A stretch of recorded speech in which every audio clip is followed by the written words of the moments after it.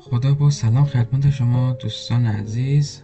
خب امروز قسمت پنجم دوره مقدماتی هوش مصنوعی چت GPT رو میخوایم با هم شروع کنیم و از این به بعد قرار با هم کارها رو به صورت عملی انجام بدیم و قسمت تئوریمون به پایان رسیده و از این به بعد شروع میکنیم و ثبت نام در سایت و از این بعد پیش میریم و یکی کارها رو با هم تست میکنیم، انجام میدیم و این مراحل رو با هم یکی با هم پیش میبریم.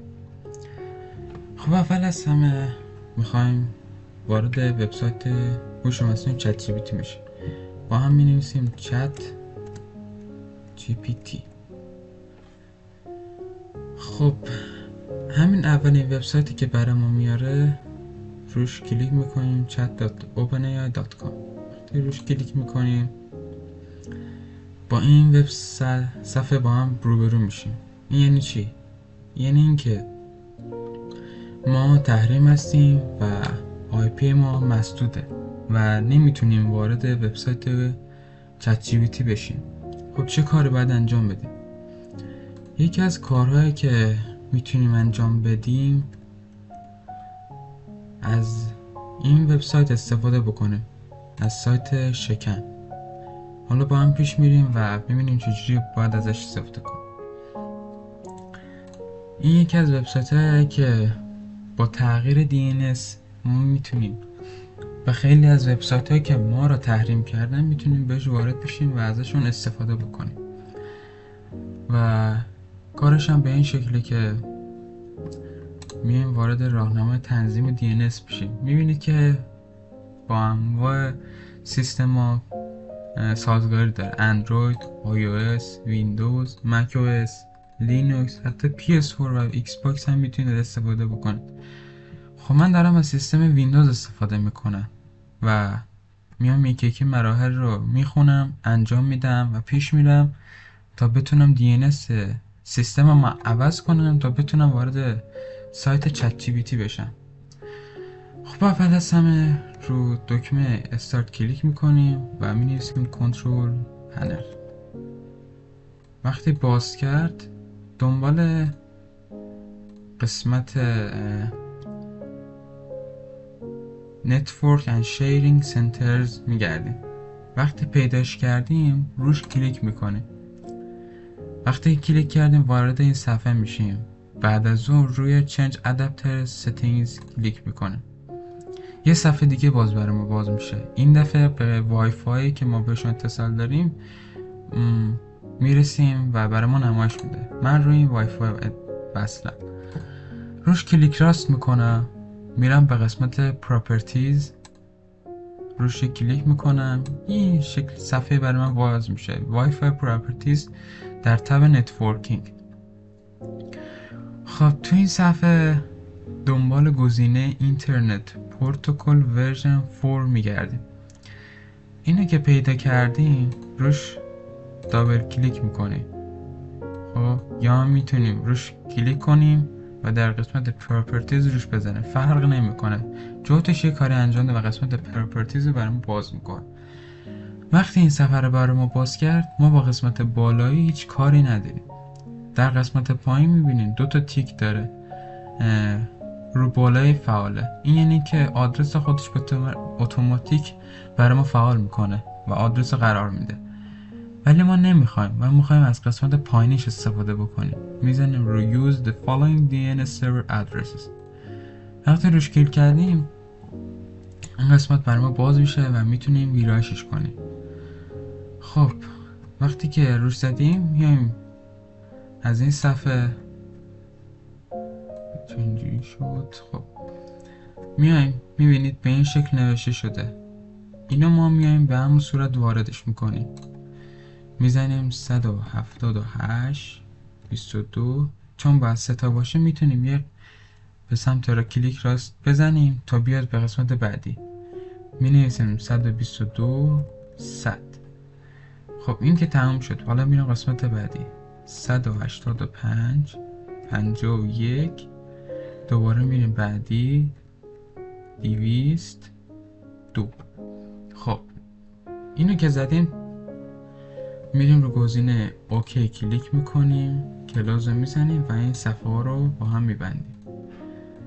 برای اینکه این تنظیماتی که زد اعمال بشه رو مرورگرمون میبندیم و دوباره باز میکنیم.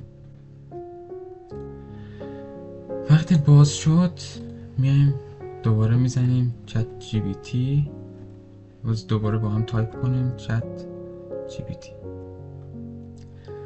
زدیم برای ما وارد این صفحه میشه و دوباره روش کلیک میکنیم تا وارد این صفحه. چون من از قبل وارد شدم روش لاگ اوت میکنم و دوباره با هم بتونیم این مراحل پیش ببریم. دیدید که برای ما این سایت رو باز کرد. این از وبسایت چت جی پی تی. خب کسی که اکانت اگر داشته باشن که رو لاگین میزنن و واردش میشن، ولی اگر کسایی که نداشته باشن باید رو قسمت ساین اپ کلیک کنن. خب من مثل شما میزنم رو ساین اپ تا بخوام یه دونه اکانت جدید بسازم. میگه اکانت تو بساز create your account. خب میگه میتونی ایمیل تو بزنی. من یه ایمیل میزنم.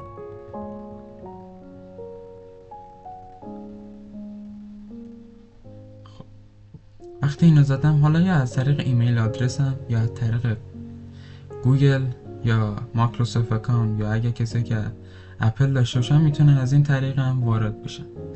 من رو گزینه کانتینیو میزنم. خب حالا جیمیل من اضافه شد. حالا میگه یه پسورد دارش وارد. من پسوردمو میزنم. اوکی. دیدید تایید شد. میگه به اندازه کافی 8 کاراکتر هست. یعنی پسورد ما از 8 نباید کمتر باشه. وقتی از 8 بیشتر باشه برای ما این تیکو میذاره و میگه تایید. حالا میتونیم ادامه بدیم و رو گزینه کانتینیو بزنیم.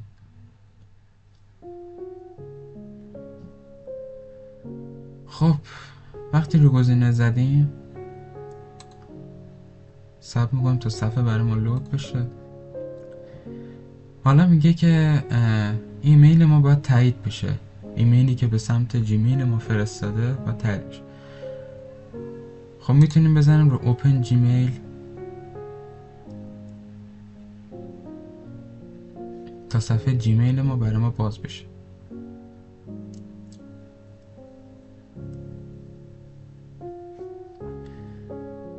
به خاطر DNSی که ما زدیم ممکنه یه ذره مراحل طول بکشه تا صفحه ها رو برای ما باز بکنه.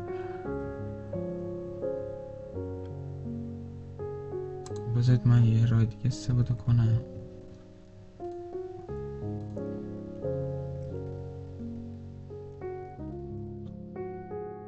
وارد این جیمیل دیگه هم بشم.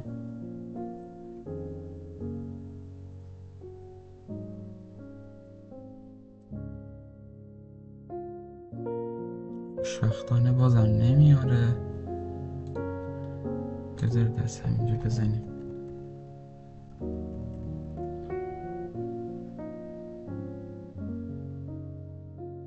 انشالله بیاره.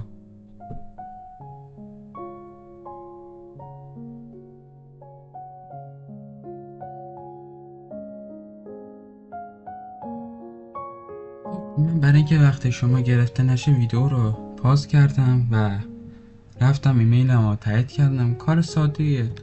اگر ایمیلی به شما اومده باشه خیلی راحت رو لینک میزنید و یه گزینه به اسم Verify Address هست، روش میزنید.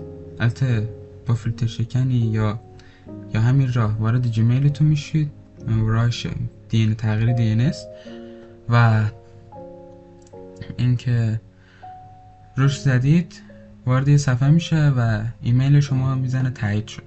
وقتی تایید شد بعدش وارد این صفحه میشید، نوشته tell us about your، یعنی میگه یه اطلاعاتی راجع به خودت به ما بده. من می‌نویسم سجاد تهرانی، اسم و فامیلمو نوشتم. حالا میگه تاریخ تولدتو به ما بگو. هیچ گزینه‌ای نداره، میگه به صورت تایپی به من باید بگی.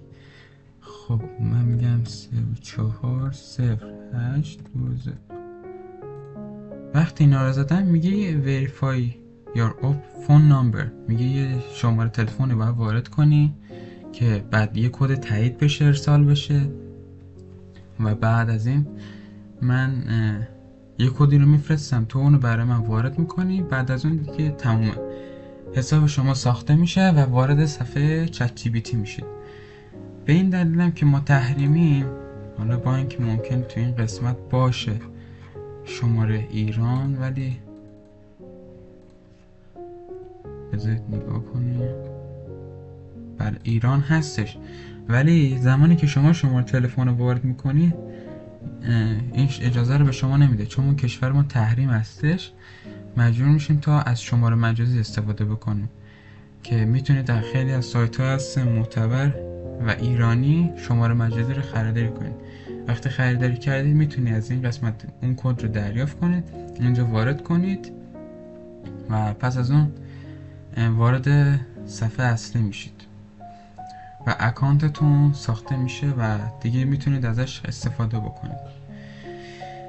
خیلی ممنون از اینکه ویدیو رو نگاه کردید. نحوه ثبت نام در سایت چت جی پی تی رو با هم پیش رفتیم و خیلی ممنون از اینکه ویدیو رو دیدید. خسته نباشید و خدا نگهدار.